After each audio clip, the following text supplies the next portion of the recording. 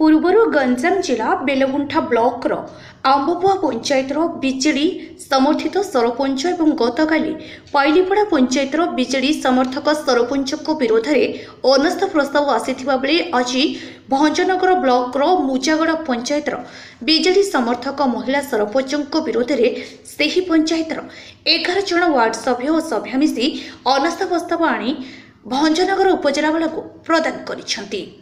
मुजागड़ पंचायत विभिन्न उन्नयनमूलक कार्य मिथ्या बिल करी अर्थर सठिक व्यवहार न करने सहित पलिसभा न करी मिथ्या रेजुलेशन करी विभिन्न बिल आगत करने एवं पंचायतर समस्त कार्य सरपंच स्वामी हस्तक्षेप करुथिबा वार्ड सभ्य सभ्य माने अभियोग आनिछंती।